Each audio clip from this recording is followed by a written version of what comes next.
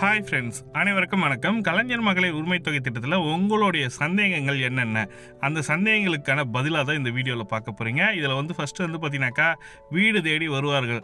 அது என்ன சார் வீடு தேடி வருவார்கள் சொல்லிட்டு பார்க்க போகிறீங்க. மேல்முறை செய்தவர்களுக்கு சலுகைகள் இருக்கா, என்ன சலுகைகள் கொடுத்துருக்காங்க, கடந்த மாதம் வந்தது சார் ஆனால் இந்த மாதம் வரல சார், என்ன செய்யணும் சார் நான் போய் அப்படின்னு கேட்குறீங்க. அதுக்கப்புறம் புதிய விண்ணப்பம் எப்போது தொடங்கும், அது இந்த 4 இன்ஃபர்மேஷனை தான் இந்த வீடியோவில் ஃபுல் டீட்டெயில்டாக பார்க்க போகிறீங்க. வீடியோ ஸ்கிப் பண்ணாமல் பாருங்கள். ஒரு ஸ்கிப் பண்ணிங்கன்னா எதனா ஒரு இன்ஃபர்மேஷன் நீங்கள் மிஸ் பண்ணிடுவீங்க. இது ஃபுல் டீட்டெயில்டாக ஒரு ஆஃபீஸரிடம், கவர்மெண்ட் ஆஃபீஸரிடம் கேட்டு பெற்ற தகவல் தான் நான் உங்களுக்கு கொடுக்க போகிறேன். இது யாரும் ஸ்கிப் பண்ணால் பாருங்கள், அப்போ தான் உங்களுக்கு புரியும். இந்த வீடியோ பிடிச்சிருந்தா லைக் பண்ணுங்கள், லைக் பண்ணிவிட்டு சப்ஸ்கிரைப் பண்ணிட்டு பெல் பட்டனையும் ப்ரெஸ் பண்ணிங்க. இது போன்ற பயனுள்ள தகவலை நம்ம சேனலில் ஷேர் பண்ணுவோம், நீங்களும் மிஸ் பண்ணாமல் பார்க்கலாம். வாங்க வீடியோக்குள்ளே போகலாம். இப்போ பார்த்தீங்கன்னாக்கா வீடு தேடி வருவார்கள். என்ன சார் வீடு தேடி வருவாங்க?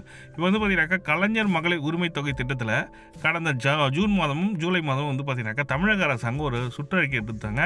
1.48 லட்சம் பேர் கூடுதல் பயனாளிகளாக சேர்க்கப்பட போகிறார்கள் சொல்லியிருந்தாங்க. சட்டசபையிலும் சொல்லியிருந்தாரு, அமைச்சர் தங்கம் தென்னரசும் சொல்லியிருந்தாங்க. இந்த தகவல் பார்த்தீங்கன்னாக்கா சொன்னதுக்கப்புறம் ஒரு ஜூலை 10ஆம் தேதி கிட்ட வீடு தேடி வருவாங்க சார் அப்படின்னாங்க. அது என்ன சார் வீடு தேடி வருவாங்கன்னா, உங்களோட மேல்முறையீடு செய்து பரிசீலனையில் உள்ள அப்ளிகேஷன் நிராகரிக்கப்பட்டிருந்தது, அல்லது மேல்முறையீடு செய்து இன்னும் பரிசீலனையிலே உள்ளது, இன்னும் கிடைக்கல சார், எனக்கு அப்ளிகேஷன் அப்படியே ஸ்டேட்டஸ் ப்ராசஸிங் தான் சார் இருக்குன்றவங்களுக்கு வீடு தேடி வந்திருக்காங்க. அவங்க வீட்டுக்கு வர சொல்ல நாம் காட்ட வேண்டிய ஆவணங்கள் என்னென்னு பார்த்தீங்கன்னாக்கா, நீங்கள் ஆதார் கார்டு வச்சுருக்கணும், ரேஷன் கார்டு வச்சுருக்கணும், என்ஆர்ஜிஎஸ் கார்டு வச்சுருந்தீங்கன்னாக்கா உங்களுக்கு முழுமையான தகவல் கொடுத்துருக்காங்க. என்ஆர்ஜிஎஸ் கார்டுனா 100 நாள் வேலை திட்டத்தில் நீங்கள் வேலை செய்கிறவங்க இருந்தாக்கா அவங்களுக்கு முன்னுரிமை கொடுக்கணுன்ற மாதிரி சொல்லி கொடுத்துருக்காங்க. அது மட்டும் இல்லாமல் என்ன காரணத்துக்காக நிராகரிக்கப்பட்டதுக்கு ஆவணம் வச்சுருக்கணும். இப்போ பார்த்தீங்கன்னாக்கா மின் கட்டணம் நான் அதிகமாக கட்டியிருக்கேன் சார், ஒரு வருடத்தில் 3600 யூனிட்டுக்கு மேலே யூஸ் பண்ணியிருக்கேன்னு சொன்னாக்கா அந்த யூனிட் நான் யூஸ் பண்ணலை அப்படின்ற மாதிரி காட்டணும். வீடு கட்டின என்ன ரீசன்ன்றதை அவங்க கிட்ட சொல்லணும், ரீசனும் சொல்லணும். அதுக்கப்புறம் ஆவணம் இருந்தால் காட்டலாம், அப்படி இல்லைன்னா இந்த கடந்த ஒரு வருடமாக என்ன யூனிட் யூஸ் பண்ணியிருக்காங்கன்றதை செக் பண்ணிக்கலாம். அடுத்து பார்த்தீங்கன்னாக்கா உங்களிடம் கார் இருந்தது, அந்த காரணத்துக்காக நான் நிராகரிக்கப்பட்டது. நான் கார் வச்சுருக்கிறது அத்தியாவசிய தேவைக்கு தான் மட்டும்தான் சார். என்னோட கார் பார்த்தீங்கன்னாக்கா அதான் என் வாழ்வாதாரமே, நான் தொழில் செய்வதற்கு அது கார் யூஸ் பண்ணியிருக்கேன். அதனால் நாம் இந்த காரை நீங்கள் கணக்கில் எடுத்துக்கூடாது சொல்லிடலாம். அதே மாதிரி நம்ம விஓ கிட்ட நம்ம போய் பர்மிஷன் வாங்கணும், பர்மிஷன் கேட்டு கொடுத்துருக்கணுன்ற மாதிரி சொல்லி கொடுத்துருக்காங்க. அது நம்ம கார் வச்சுருக்கோம், அந்த காருக்காக ரீசன் சொல்லணும். அந்த தமிழக அரசாங்கம் இந்த இதுலேருந்து இதை நீக்கியிருக்காங்க, கார் வச்சுருக்கவங்களுக்கு கொடுக்கணுன்ற மாதிரி சொல்லி கொடுத்துருக்காங்க. அது மட்டும் அல்லாமல் நாங்கள் ஐடி கட்டியிருக்கோம், இன்கம் டேக்ஸ் பே பண்ணியிருக்கோம் சார் சொல்லியிருக்காங்கன்னா, இன்கம் டேக்ஸ் பே பண்ணவங்களுக்கு கொடுக்கக்கூடாதுன்ற மாதிரி கொடுத்துருக்காங்க. நாங்கள் இன்கம் டேக்ஸ் என்ன காரணத்துக்காக கட்டியிருக்கேன்னா, நான் லோன் வாங்குறதுக்காக தான் சார் கட்டியிருக்கேன், லோன் வாங்கின பர்பஸுக்காக மட்டும் தான் சார் நான் கட்டியிருக்கேன், அதனால் எனக்கு நிராகரிக்கப்பட்டிருக்கு சார் சொல்லியிருந்தீங்கன்னாக்கா அந்த ரீசனை சொல்லி நீங்கள் பெற்றுக்கொள்ள முடியும்னு சொல்லியிருக்காங்க.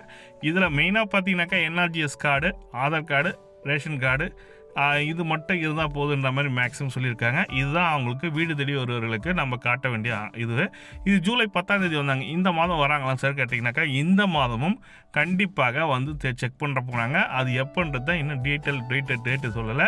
அந்த அதிகாரி சொன்னது பார்த்தீங்கன்னாக்கா இன்னும் விடுபட்ட லிஸ்ட்டே நாங்கள் மாதம் செக் பண்ணின்னு இருக்கோம் சார், எங்களுக்கு 15ஆம் தேதிக்குள்ளே நாங்கள் செக் பண்ணி அனுப்பணும் சார். அதனால் ஒவ்வொரு மாதமும் ஒரு 1லேருந்து 10ஆம் தேதிக்குள்ளே நாங்கள் செக் பண்ணிவிட்டு அப்டேட் பண்ணிவிடுவோம் அது சொல்லியிருக்காங்க. அதனால் இந்த மாதமும் வருவதற்கான வாய்ப்பு இருக்குது.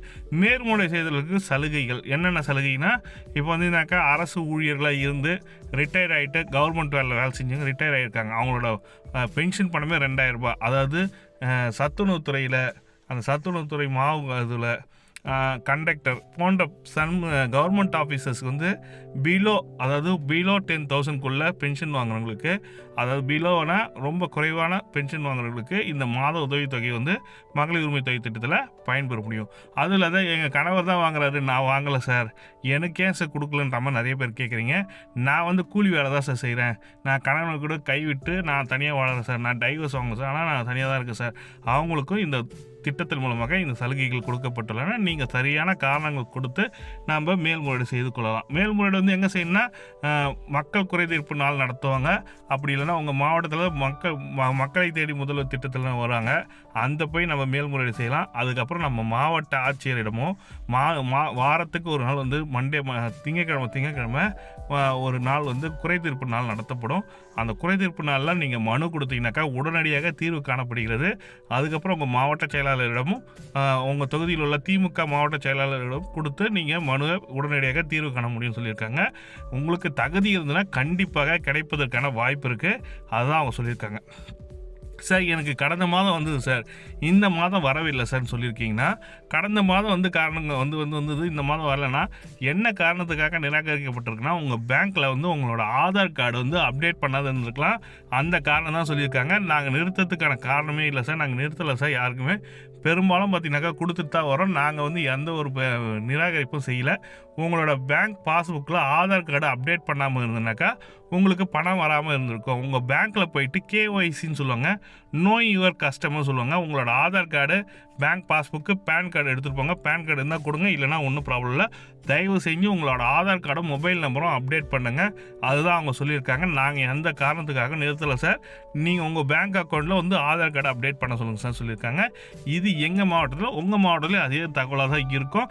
நீங்களும் அந்தந்த மாவட்டத்தில் இல்லை இருப்பவர்கள் உங்களோட ஆதார் கார்டு, பேங்க் பாஸ்புக்கில் அப்டேட் பண்ணுங்கள், உடனடியாக அப்டேட் பண்ணுங்கள்.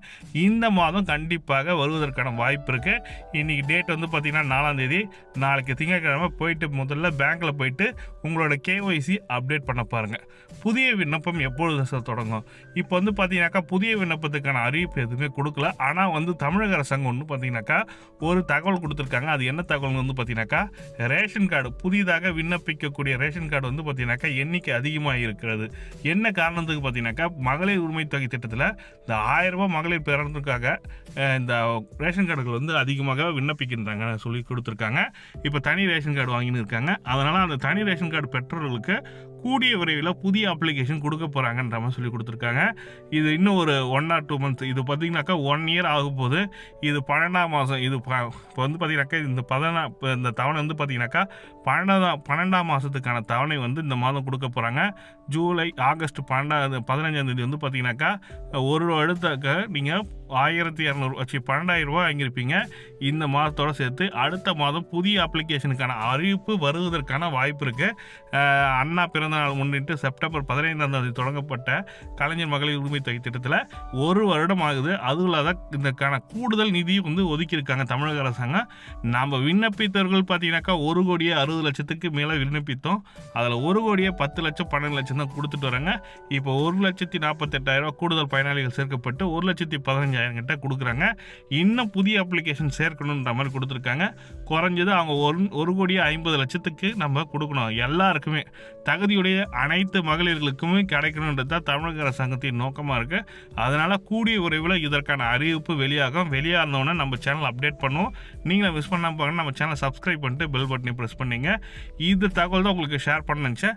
மேலும் தகவலுக்கு கமெண்ட்டில் சொல்லுங்கள். டெஃபினட்டாக என்ன தகவல் வேணுன்றத, இந்த மாதிரி தகவல் வேணும் சார் கமெண்ட்டில் தெரிவிச்சிங்கனாக்கா அந்த தகவலை எடுத்து நாங்கள் அதிகாரிகளிடம் கேட்டு ஒரு நாள் இல்லை 2 நாளில் உங்களுக்கு அப்டேட்டு கண்டிப்பாக வீடியோவில் வரும். இந்த தகவல் தான் உங்களுக்கு ஷேர் பண்ணுச்சேன். இந்த வீடியோ பிடிச்சிருந்தா லைக் பண்ணுங்கள், கூடிய சப்ஸ்கிரைப் பண்ணிட்டு பெல் பட்டனை ப்ரெஸ் பண்ணிங்க. தேங்க்யூ.